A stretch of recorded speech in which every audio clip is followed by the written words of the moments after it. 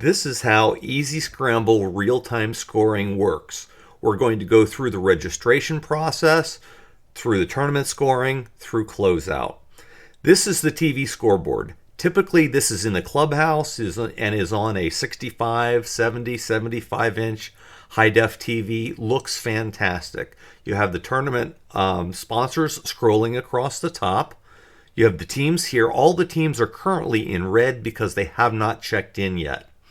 We have all of our proxies. Now that can be anything from a putting contest to closest to the pin, long drive, all the usual things that you would expect. This sample is going to have a long drive on 11, a closest to the pin on 16 and 2. Now we control everything with our tablet. Now I have this very large version of our tablet that we walk around the registration area with. And as you can see, I have the teams here, just like we have on the board, and they're in red because they haven't checked in. So let's say that Ron Coulter walks in the door. So can I get your last name? Coulter. Great. Ron Coulter, I have you on the Tenaris team. You're on the North Course starting on the 16th hole. I have you with Mark and Bob. And oh, they didn't give me your fourth player. Do you have a fourth player today? You do. Okay, that's going to be Jack Wilson. So I update that. The TV is automatically updated with the new name. And I tell them that we're going to be scoring with our phones today. So you are going to be starting on the 16th hole, and you'll be using these two buttons. Was it a birdie? Was it a par? And you save. It'll automatically advance you to the next hole. Par is going to be your friend today. If you turn your phone sideways, you'll see your scorecard. Back up and down to resume scoring. Do you have your phone with you? Wonderful. I ask them to pull the phone out. I'm going to put my tablet up here. Ask him to pull the phone out and open his camera. And all they have to do is point the camera at the QR code, and it will pop open like so. So they have now checked in. I'm going to set this out of the way. You can see they're blue. If I go back to my list, I have the Tenaris team checked in, and all members are checked in. So if I scroll down, I see Ron Coulter, Mark Gaddy, I see Bob Heiser, and our final player, Jack Wilson. There he is, all checked in. So if Jack walks in the door and Wilson, I see, oh, Jack Wilson, wonderful. You're already checked in. We've already got somebody scoring for your team. The carts are over there. Have some refreshments. Have a great day. So we'll go through this check-in process. Let's say this team comes in next. I ask him to pull out his phone. I explain to him how it works. He opens the camera. He points to the QR code. His team is off and scoring. You'll see his team is checked in. Next person walks in the door is going to be Chad Logan. And we're going to ask him to pull out his phone. We're going to have him pointed at the QR code. So he's checked in. So this will go on through the whole process. Let's look at our list here. We've got 3 teams checked in. Let's have Ray check in. Have him open his camera and point it at the QR code. So this is how it works. Let's get one more. Let's do the Nexus team. And let's, this guy didn't show up. And let's say it was replaced by Susan Williams. There we go. And we'll have him open the camera, point it at the QR code, and open the page. So these teams are all scoring. So to make this show you how this works, let me get this out of the way, and let's simulate the rest of the registration process. So let's get all of our teams checked in. We're fast forwarding here, and slowly but surely, all the teams are checking in. I'm going to kind of pile these things out of the way for the moment so that we can see all of the teams checked in. I got one team that didn't check in.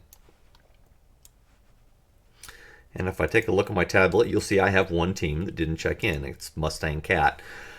If I go over to our staging area and it's time to play, I see there's nobody there. There's no bags on the carts. I'm going to delete the team. They drop off the board. We're ready to start. So now they're going to start scoring. So I'll show you how that works. The Nexus team, who is starting on the 11th hole, let's say that they let's start them out with a bogey. So they start out with a bogey. They started on our long drive hole. So did they have the long drive? Well, they're the first team out there, so yes, they had the long drive, and Jason Reynolds hit the shot. So the leaderboard is now showing Jason Reynolds from Nexus with the long drive. And Ray Ray, incidentally, I also have them starting on the same team. So let's say, yes, they had the long drive, and the long drive has now been taken over by Troy Kisner. I happen to pick two teams that were both starting on the same hole. So let's get a birdie in here for this fella. Let's start these people out with a par. Start these people out with a par. Were they closest to the pin? Yes, and Mark Gaddy hit the shot there. So we're going to see closest to the pin on 10 is Mark Gaddy. Now let's fast forward and simulate the rest of the scores coming in. So what we're doing here is seeing a 4.5-hour golf tournament is going to take place over the next 45 seconds or so. It should be less than a minute. So as you can see, we're getting constant updates. We're able to monitor the pace of play.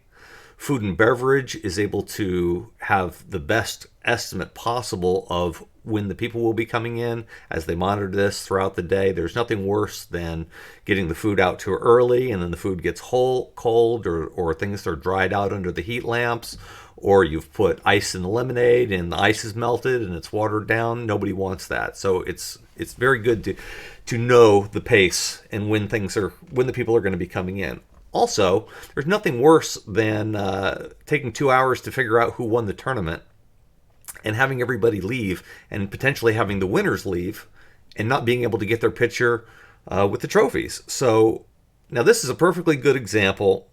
Well, there's usually more complete than this, but I have deliberately had it stop at a point where the tournament is incomplete. See, they're missing their hole on 11. They're missing hole on 16.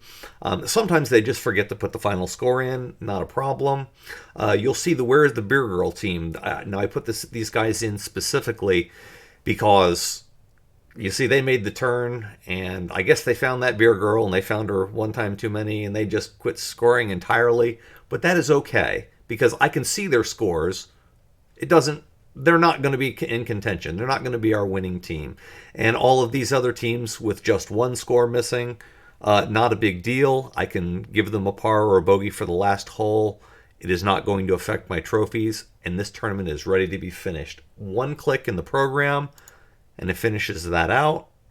We get our final positions. We have our trophy winners. We have our proxy winners. We have our Deadass Last award. And we were able to complete this tournament within minutes of it being finished.